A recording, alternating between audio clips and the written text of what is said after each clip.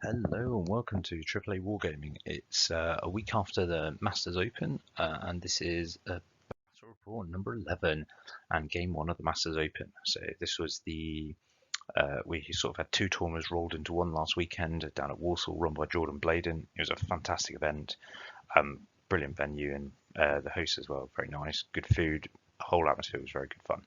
But you had two tournaments going on, one the Masters, and that was the top 16 ranked players in the UK, plus winners of the English Championship, Scottish Championships, and there wasn't a Welsh Championships this year, and also previous Masters Open. This year, but also the Masters Open was also playing, and there was about 30 of us there, and yeah, it was a good fun event, same room, so yeah, it was quite good fun. But my first game was against Matt Pell, who and we with his Warriors of the Dark Gods. I'll go through his list. It's a very upfront in your face. It was a good Warriors of the Dark God list against mine, if I'm really honest. But the deployment was refuse flank, which I thought was a big advantage to him because it just makes it a narrow deployment. So I instantly knew this was going to be more trouble for me. And secure target, he's going to have the blocks to take this stuff, and I'm going to struggle against it with my list. So I was like, it's going to be difficult to fight for the objective. And just being Warriors of the Dark Gods, I think there is an advantage there. I don't mind playing Warriors of the Dark Gods. I don't get worried about it. But yeah, and then the map was nothing official. It was just what we could get on the terrain on the table.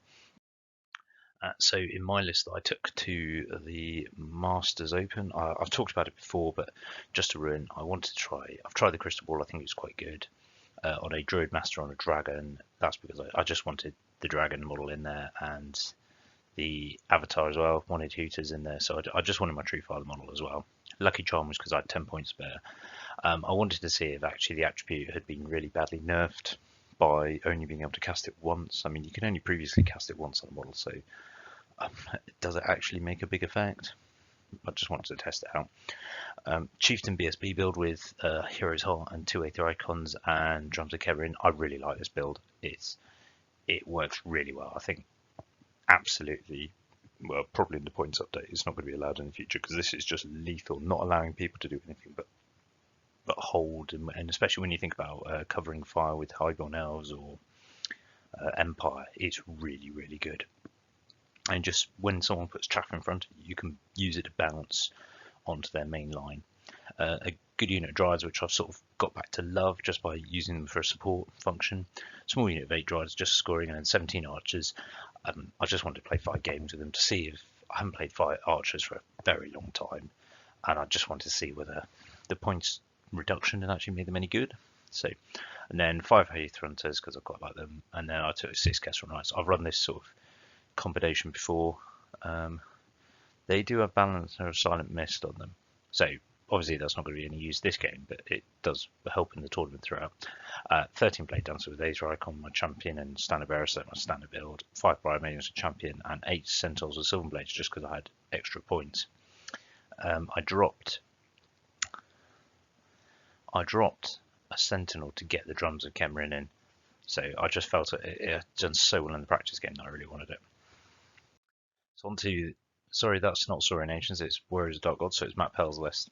So he's got 3 wizards, 2 apprentices, 1 with a Cods and 1 Evo, just so he can get the Breath of Corruption and Spectral Blades, and then he's got a Master of Alchemy with Lord of the Damned, just so he can re-roll his run and movement.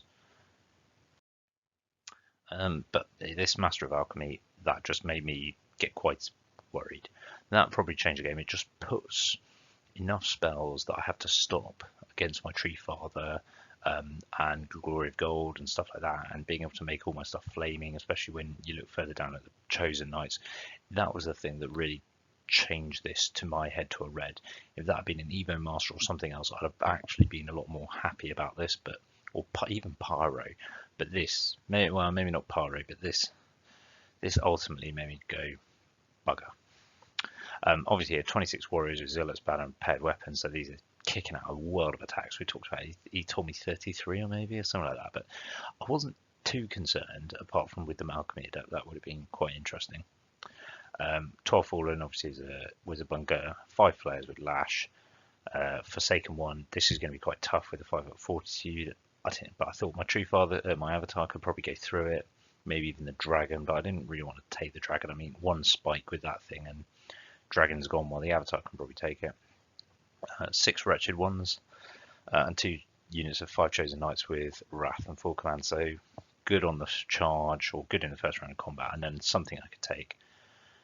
Chosen knights, I had a look beforehand, I was like, yep, they're res 4, so actually my blade dancers and kestrels can't take them on their own, but actually they might be able to soften them up and take them on there.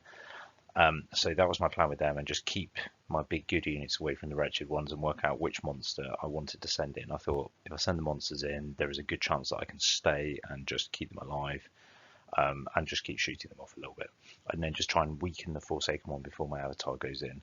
I didn't have a plan for his dragon. It's just so mobile. Maybe I could get lucky and just get a charge on it, but and then hopefully I can get my avatar into the warriors at some point, or my blade dancers, because I think they take them quite well. But ultimately, the only thing I was thinking about is I don't want to take healing waters on this. There's just so much magic and flaming around that it's no real point. So I thought Master of Earth, just something to plink wounds off his army as I go. So that's why I went with magic. I went with Master of Earth Stone Skin, similar to Spirits of the Wood, because I thought Spirits of the Wood might help if I'm having to break one of his units.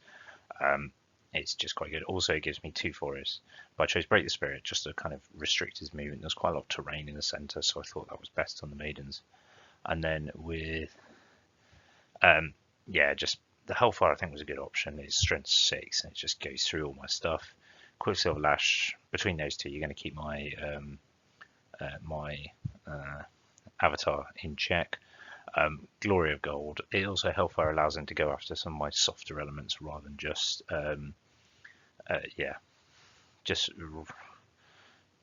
little bit of stuff that's going on. And then Glory of Gold, it allows him to make sure he can make best use of the flaming weapons, just my flaming banners, so it's a good choice. And then Breath of Corruption, Spectral Blaze. Breath of Corruption is just so annoying and so else, because nothing I can, in fact, even my blade dancers are going to suffer from it because they're only res 3. So it's something I've got to manage as I go. So moving on to deployment, I think, so what happened here was I got to choose sides. No, sorry, correction. He got to choose sides, so he chose top left, and I decided bottom right. And the reason was that he's hemmed me in with these 2 impassable bits of terrain. So you got 2 impassable, a hill, a wall there that just eventually took out, and a field here. So he's hemmed me in on this side a bit. My only good thing is I can start to use this, and I'll see how I use the kestrels. I can sort of use them on this side. What he's done then is, then I said, look, I want him to drop for first. It's going to be important I get the right matchups here, and I'm not sure I did, but effectively he deployed and just dropped everything. So he's got his flares on over here. No, correction, he's got his his flares over here, his chaff, so he can go down flank and start buggering me. He's got a Forsaken one just in case I start trying to put the kestrels on this side, so he's got a random move to go and kill them. His Dragon Apprentice there just to come into the center, and then 2 big chosen knight blocks just to contest the 2 objectives. So I put mine here, he put his over here, and then I dropped. Oh no, his is the, because I can't drop a wood. No, it's back here. So his is back here, and I put the wood there. So obviously I can't put my wood in there, so I put it forward a bit. And then he's got his big warriors in the center with his wizards in, just so he can come there. What he didn't realize was he put them there, so I put my tree father the other side, my avatar, so that he couldn't, and then the dragon over here, so that he couldn't actually see me. So he had to come up onto the hill to get to use magic, but then he could have got charged by them, the blade dancers, and just to make sure he couldn't come up as quickly. And I think that's quite a good idea. Ultimately, Brian Maidens, I just wanted them to be able to use Break the Spirit in the center and support the blade dancers with the extra forest spell, while also using these 2 to try and take out his flares and then just plink wounds off these 2. Centaurs on this side just to try and plink wounds off these. Same with the archers. I took them away from the wretched ones because actually what I thought about was just using the dryads and the magic, just stone skin and stuff like that, just to keep them. And if necessary, I can flank charge with the kestrels. So I move them up on this side, and it just means as soon as he comes forward, my plan was to engage them this side. So that was my thought process. Obviously, he's turn 1, so what happens? So he tries to use a wretched one. It was about 15, 16. It was quite high. It was very low. He needed like a 6, 5, 5 or something like that. It was quite, even with the reroll, didn't make it. So there is a flank charge there, but it's about 10 inches plus my movement. So we're talking 15 inches into his flank there. Otherwise, he's moved his chosen knights up very slowly, just so we can keep an eye on the kestrels, but also keep into the centre.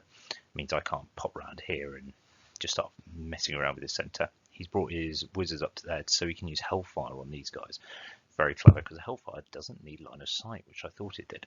He's then moved his Forsaken one up here so we can cast Breath of Corruption there and just really have a go at my centre, and then just kept everything else back for the moment. Put the flares back here just so I can't shoot them off first turn, and that's it. So I think more conservative than he inspected. So my deployment works by countering it, but it's still he still put the threats in the right place, and I don't. But I think my counter deployment worked quite well, so I think that plan paid off. Use Hellfire here, and I didn't stop it for some reason. No, so this I stopped Hellfire, and this is Breath of Corruption because I thought wounding on 2s is worse for me than wounding on 6s, but he still managed to hit four of them off. So from the Forsaken one over there. So yeah, not great on the first turn, but it could have been far worse. The Hellfire could quite easily have wiped out the unit. And it's a sneaky thing that I need to be aware of with Hellfire. Do not need line of sight. And this was my charge. So I went for it. I ummed and ahed about this for a bit, but I thought, no, this is my opportunity, and I've still got chaff here to block the chosen knights if I still really want. So I went for it, and I got a double 6. So they're into the flank, and this is probably because it was my best moment to get the wretched ones, or at least fix them. What I did then was I just moved up. I realised he couldn't move. They couldn't see into this gap, so the warriors couldn't see into this gap. But equally, he couldn't charge past the dryads. And if he went in there, he might not do everything if I get the right spells on this. So my aim was to get Stone Skin up on the dryads here with the dragon and just have these two ready for a counter charge. So if he puts the chosen knights in, Ye may break and then overrun a little bit here, and then these two just go in for him. What I wasn't sure about is I didn't move the kestrels up aggressively because he could have charged in, then they'd have overrun this way and probably just trapped my kestrels in his turn. So I kept them back just to counter charge. Kept the dryads here just so they could both of them challenge for this objective, and I moved everything back up on this side. His Forsaken one got really close, and I just like, nope, that's it, come through the woods, hopefully take some DTs. I pushed the Brimades around this side so I can have a go at his monsters in later turns and still cast spells into the centre, though I did mess this up a bit because that to there is longer than 36 inches, so I've wasted a Break the Spirit, but otherwise I'm just going to try and plink some wounds off here. Right. Magic.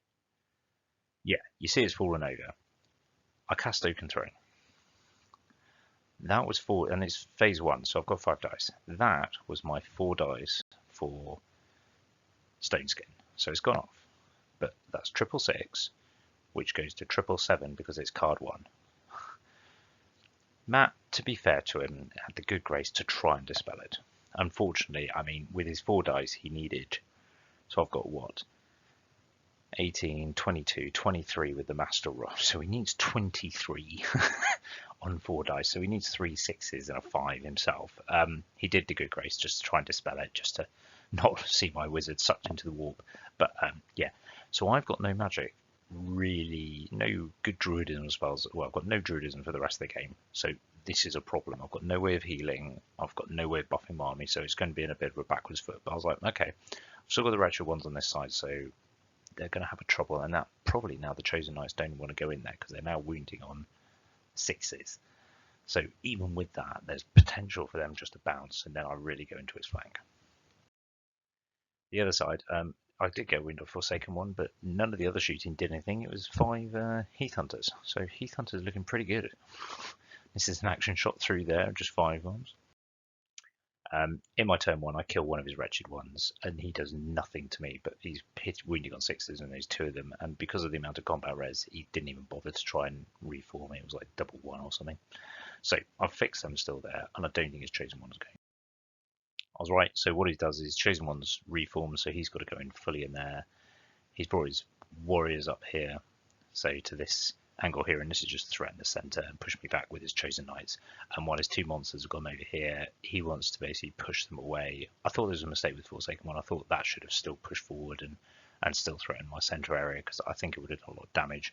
And the dragon can, between the breath weapon and breath of corruption, it can do what it wanted on its own. It didn't need a Forsaken one. I think he realised that as well. Otherwise, he's dropped the 2 wizards back to here, so they're protected. But what I saw here is, I was like, okay, this gives me a gap. They're not going to break them, so I'm going to push forward with my Kestrels next turn. And I'm going to try and push through that gap. We worked out I couldn't do it in the end, but I was like, sod it. Otherwise, I'm going to go in there just because I think I need to. But it's not the end of the world. I would move up and basically give him an option, charge me, or me start shooting off and pushing him back and pushing him back. So I think I have the advantage. He doesn't do anything in spells apart from kill a couple of Briar Maidens, but in combat I go to town. The Dryads just turned up and killed 2 and put a wound on here, and then the wretched ones do nothing. I mean, it's still stone skin up, so they're still wounding on 6s, but I'm really going to that wretched one quickly, so I'm going to be more aggressive. My Kestrel Knights next time, I've decided. So this is what I do. I've moved the Kestrel Knights up here and Avatar there. As you can see, he can probably only get 1 or 2 file, 1 in 2 maybe, so there's 3 attacking at most. He's still res 6, still going to be painful. And then if he doesn't break me, because I've made sure my BSB is in range there, whilst out of range of them, that's going to just hurt him quite a lot. In fact, no, he wasn't out of range. He had to be out of range, but my big mistake here is I turned these Dryads around, preparing to chaff there, but what I should have done was just kept pushing them around and away, because actually it got in my way later. As you can see, I've moved my Briar around here to take some shots at the dragon, because his Forsaken one can't also go through the dragon, so tick BG. And then his Chosen Knight, and then just everything else is around here, so I can do some shooting at the Forsaken one, see if I can get a few more wounds off. In the end, in shooting that doesn't, and in magic, I try to break the spirit on his warriors just to fix them in place, but I couldn't get it done. Yeah, just to really annoy them. And I'm out of range of my other spell. Obviously I can't heal any of these off, so my shooting is getting more and more depleted. In this combat, I finally lose 2 Dryads, seeing as I've got no more Forest Embrace, but I think I do kill 1 or something. So, but they're still stuck there, so we're all good. More is the Dark Gods turn 3, so these 2, I just thought I'd get a good picture of these 2 as they start coming around after the rest of my army. Scary sight. You then got these guys, heroes. Flayers came round and used their Whipping Lash, kill 2 of them, or kill 1 of them. It's enough to cause a panic check. They promptly fail their panic check, because it was like 6 and 5, leadership 9, and they ran off the board. So well done to the Flayers, killing the Briar Maidens, bad for them. Otherwise, he's push around here, so we can start getting Breath of Corruption this way, and it's just forcing me away from this objective. So I think at this point I'm realizing, unless I can win in here very quickly, this is my way I can draw. If I can push that flank and just withdraw this side and sacrifice the objective and just try and not lose too many models, that's going to be my plan at this point. In Magic, he tries and gets some stuff from the Avatar and just moves these guys back. He just wanted the block. He didn't want to go in and potentially bounce, and then I would be into his soft cover. So I think he made a good choice there. But I think the Kestrels could be him. In combat, I do another wound and lose 2, but in essence, I'm still stuck there. I felt like Thomas Becky with no one rid these of these meddlesome priests. But yeah. In terms of mine, I got both the Kestrels and the Avatar into them, so I was like tick VG. I've moved the Dryads around here to start moving up this way. I made a mistake here. I thought I should have left them around here as chaff. I thought I could get them into round to the objective here, or maybe I was right. I don't know. But either way, everything else moved back a bit because I didn't think he could charge, though I expected a breath weapon or something like that. But you can see the damage he's starting to do with magic and stuff on my Blade Dancers with Breath of Corruption, because it's just such a good spell. I cannot defend against that. My magic resistance is useless, and without any healing spells, I'm going to have issues. In shooting, I do 2 more wounds on the Forsaken one. I think that was archers more than anything else, which is really good. And then down here, the Dryad's going mental again. You can see this. So combat, everyone's charged in. I end up with only 1 wound left on the champion on the Kestrel Knights, and they run. The Avatar doesn't take that much and kills a load back. What I forgot, for some reason, I thought the Chosen were Res 5, and I didn't ask Matt, so I just assumed I was rolling 4s to wound. I obviously wasn't. And it's not Matt who did it right, it was me, and he just went, because there was another one where he was like, no, they're Res 4, and I went, oh, that's my bad. And I was like, no, we're not re-rolling all of that. That's a pointless activity. I screwed up. So the Kestrel should have done more. So let's not hold that against the Kestrels this time. But effectively, the Avatars left there in combat because he's stubborn 9 and they buggered off. But I've killed quite a few of the Knights, so it's not the end of the world. I've just got to somehow rally this unit and somehow get out of dodge before it gets shot. So I don't lose complete points. I'm really missing that Druid as a master right about now, Summer's Growth, or anything for that matter. But the Dryads are eating through the Wretched Ones, so that's still quite good. We then go on to this spell, this range. So you can see Warriors of Dark Gods turn 4. He's really pushing now. He's brought the Forsaken one down. He's charged my chaff there just to get rid of them. And I'm going to have to make some choices in this area here because these two are going to charge at some point here. It's going to be quite dangerous. He's trying to get his mage to make sure he can magic off this guy, but the big thing is I just want to stop his buffing here. You can see I've killed 1 and put some wounds on, so it's looking pretty dodgy over here. But the Avatar took no wounds, which is good. But I think he put most of them into the Kestrels after he realised he was going to survive quite a bit, so I think he made the right choice there. I think I made a few wrong errors here. I should have ran this away at this point. I should have just gone, okay, fine, you can have this side, I'm off. And I didn't. I still thought that my delaying action to draw all of this in around here required my Blade Dancers to sit there, but actually I was hoping the Warriors would come off the hill, come into this area, but they're not. He's not stupid. So yeah. In this combat though, Avatar goes to town and kills. They're down to 2. He does take 3 wounds, but he's absolutely dominated that. And that's with a flaming banner up and everything. So well done, Avatar. And then the Dryads defeated the Wretched Ones and finally is free. So I'm really happy with that. So I turned them around to face that. And I was going to charge them into the Chosen Knights just so if I could break them with combat res and stuff like that. Obviously, Heath Hunters died to the Warriors. They're not surviving. My turn forward, what I realised I needed to slow these people down, so I moved the archers forward 5 and just stuck them in there. As you can see here, I only managed to get another wound off between the archers and my sentinels, but I think I'm not too far away. I'm only 1 wound away from getting half points, so there is something in there. But I was hoping for a bit more because now those guys are gonna have real issues. And then in combat, I charge in and I lose a load of Dryads, which. And I fluffed all my attacks and I didn't manage to get through, which was really quite a bugger's muddle. So, but I have managed to rally the Kestrel, which is good. So as long as he can survive the magic phase, I can survive the rest of it. Just get it all out. So there's possibility of rescuing half points there. As you can see, there's a big black where my magic phase should have been because I've lost all my casters. In his turn, he charges at the archers and terror checks them, and they bugger off. He runs them down because they roll really low, and then his Forsaken one starts sort of pindling forward a bit. His Warriors of Dark Gods, his Warriors go in there as well. Yep, so now they're in there. So my big problem here is his Glory of Gold. If that goes off, then I'm really going to have problems with that Avatar. But it's a possibility I could at least get the Chosen down so I can get a half point. So that was going to be my real objective in this one. And then I've got to accept he's won the objective, but now it's about sacrifice, about working out what I don't get. He uses his Breath of Corruption on these guys, so he's pretty much killed the rest of them. Or does he do that? No, he does that next turn. So this turn he concentrated his magic on here, and he managed to get Glory of Gold up on these guys. I must be honest, I wasn't expecting my Avatar to survive anyway, so I had to let that through to protect the Kestrel Knight from Hellfire. So I wanted the Kestrel Knight to survive so I could rescue those 300 points. I was accepting that the Avatar was probably going to go down now.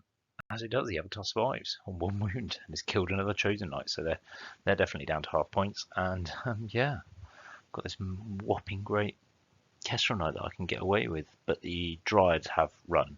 So I managed to pass the Stubborn Leadership 9, which was really good, but hopefully I can kill that last Chosen Knight before he kills me, but unlikely. And then in my turn, no. So he takes the last wound off me before I can strike the Chosen Knight. But on the plus side, I've got half points for that unit, which is good. So that's a big 300 odd points. So sounds small in the grand scheme of things, but for me at this point that was going well. But the Avatar has done his job quite well, actually. I think this game. His turn 6, he's moved all his models up here, and what he does is that's just his Breath of Corruption on there, just so I'll be left only with the Blade Dancer BSB after the magic phase. And it was also so he charged in and killed. I had to leave the Centaurs there because I was like, they're probably not going to make it. So I held there so that on my turn 6 he wouldn't eat the Dryads also, because I think he could have just used, he'd have eaten the Centaurs anyway. So and I just know that he's going to be coming in on Work Dark Gods, so he charges this way into the Dryads. Sorry, that's a picture after magic phase. My BSB on his own, but the Kestrel Knight has survived. So I let Breath of Corruption off because I thought, okay, the Blade Dancer is probably going to go anyway. But I've kept, because I worked out that half points of the Blade Dancers was worth less than half points than the rest of the half points on the Kestrels. So okay. And then the Dryads get with a reroll coming off the hill, so the Dryads were going to go. There's just so many attacks there. They got eaten, and that Warriors turned around there. In my turn 6, I did nothing. This is kind of the final thing. I just said, I don't think there's anything I can do. So I've survived with my Blade Dancer BSB again, 1 wound on a champion of Kestrels, and 8 Dryads there in the centre with the champion looking very like, But what I have done is, that's half points, and I've killed the wretched one. So not too bad, because they're worth quite a lot of points, but otherwise he's just decimated me throughout the whole thing. Lose my Druid early did not help, but I think I played on the right well, apart from forgetting that if Chosen Knights I'd remember were Res 4, I think I'd have blown through that unit. Maybe not the other way around, but I certainly think I'd have killed it off. But other than that, I don't think it would have had any major impact on the game. I think it would the same result, really. Yeah, and that's it. So an 18-2 to the Warriors Dark Gods, because he got the objective and he's killed so much more than I have. Yeah, I was lucky to get half points on the Forsaken one and Chosen Knights at one point just because of good 5+ rolling. In the end, the only thing I've got left, as I described there, so I think not a great start, but an interesting game. I think I made him think, and then so I had a good delaying action, so I'm pretty happy with that overall, actually. I think don't roll 4 dice on turn on spell 1. I think it's a good lesson. Yeah, don't roll 4 dice on spell 1 if you've got a 800 quid wizard. Would be the best one. But other than that, he was saying, and just as a spoiler alert, Matt Pell goes on to win the Masters with like 80 odd points unbeaten. So I was pretty happy with that, and he was a really nice opponent. It was a great fun game. I ended up at his table on the curry. For the Masters Open that went to mostly Masters Open that on Saturday night, so that was good fun. Yeah, and absolutely well deserved. Really happy he won. He was such a nice opponent as well, and to try and dispel my miscast on turn 1. There's not many players who would do that, or would it be advised? But yeah, no, really good opponent. Thoroughly recommend playing him. I'm very happy he won the Masters Open. So much so, I had to get some stuff for the hobby corner. I mean, look at some of the detail in this. I think it's really cool. What his color scheme with the dragon and the Forsaken one, and you go along and just see his knights, and the banner itself is fantastic. I mean, look at this banner, and look at the banner because it's obvious what it is. I won't say it, but work it out. His warriors are just so unique as well. The whole army is a fantastic. It's a joy to play. When I play another opponent down the line, Matt Wilson, I'll show you his army as well. It really was a pleasure this game and the next one. And Matt Wilson's game on just the sheer beauty of their models. And then these last one, the Forsaken one, like some squid snaky models kind of thing. Oh, they're fantastic.